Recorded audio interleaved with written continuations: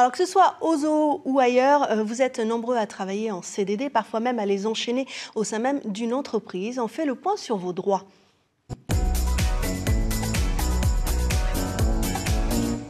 Alors, Maître Étienne Delattre, CDD, CDI, il faut quand même rappeler que normalement le CDD c'est une exception dans le droit du travail. Alors tout à fait, tout à fait. Il faut bien avoir conscience que le CDI est la forme normale d'emploi et que le recours au CDD, c'est prévu par le Code du travail, doit rester un recours exceptionnel. Donc la forme normale d'emploi c'est le CDI, la forme exceptionnelle d'emploi c'est le CDD. Ce qui justifie que le législateur a prévu un grand nombre de règles qui visent à encadrer le recours au CDD. Alors ça, c'est ce qu'il y a dans le Code du travail, mais dans la réalité, est-ce que c'est encore le cas ?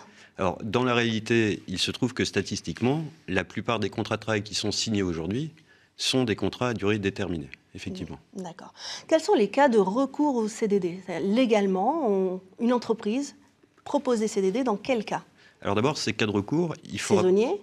On l'a vu avec... Tout à fait, saisonnier, mais il faut rappeler peut-être que ces cas de recours sont limitatifs. C'est-à-dire que si le cas n'est pas prévu par le Code du travail, c'est pas possible de recourir au CDD. Alors les principaux cas sont le remplacement d'un salarié absent, c'est le motif le plus souvent utilisé.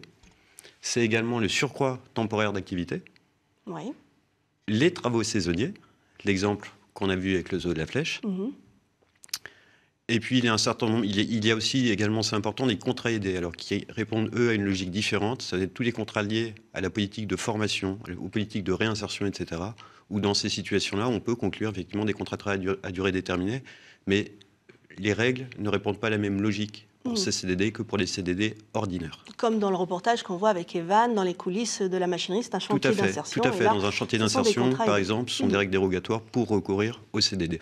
Alors, lorsqu'on souscrit signe un CDD, est-ce qu'il y a une durée minimale et maximale pour un CDD ?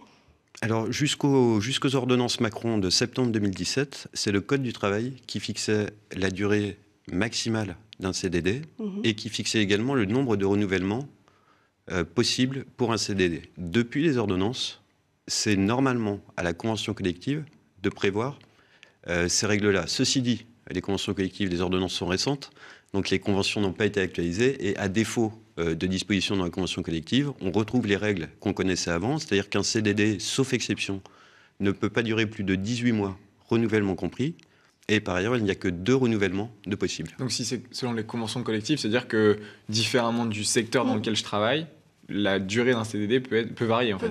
Exactement. Demain, vous pourrez tout à fait avoir une convention collective qui dira que le CDD est d'une durée maximale de 22 mois et qu'il est possible de prévoir 3 renouvellements. Et minimal, ça peut être un CDD d'un jour ? Alors, normalement, le contrat de travail à durée déterminée est à terme précis, c'est-à-dire qu'il est conclu de date à date. Il peut durer qu'une journée, il peut durer 6 mois, il peut durer 12 mois. D'accord. En revanche, il peut être à terme imprécis, le CDD également. On va vous dire, vous êtes engagé jusqu'au retour de Madame X qui est absente pour maladie. Et on ne sait pas quand est-ce qu'elle revient. Et on parle à ce moment-là de termes imprécis. Et c'est là où votre contrat de travail devra comporter une durée minimale. Alors, vous avez parlé d'une durée maximale, 18 mois, même renouvelable.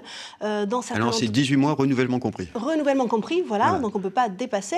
Dans certaines entreprises, ça va plus loin. J'ai une question. J'ai effectué une dizaine de CDD à temps partiel dans la même entreprise, qui sont donc au-delà des 18 mois. Puis-je demander un CDI ? Et si oui, puis-je demander un temps complet ?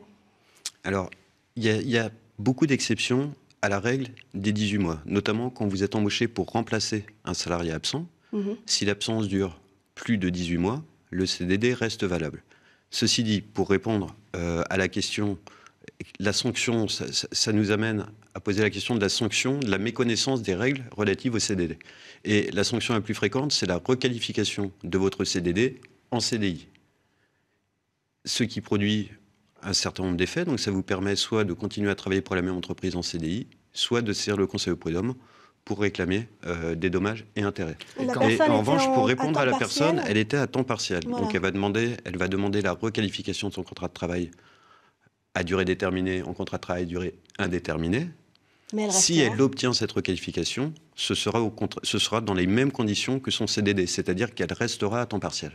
Et quand je passe de CDD à CDI, parce que ça, je sais que c'est des questions qui reviennent assez souvent, quand je passe de CDD à CDI, est-ce que je conserve l'ancienneté? Est-ce que je conserve les droits? Est-ce que, voilà, par exemple, pour les vacances, les congés payés, est-ce que les congés payés s'accumulent? Alors bien sûr, puisque au cours d'exécution, pendant l'exécution de votre contrat de travail à durée déterminée, vous bénéficiez déjà normalement des mêmes droits que les salariés qui sont sous contrat de travail à durée indéterminée, pendant l'exécution. Si votre CDD se poursuit par un CDI, il y a évidemment une reprise d'ancienneté, sous réserve qu'il n'y ait pas eu d'interruption importante entre le CDD et le CDI. Sous cette réserve, il y a une reprise d'ancienneté.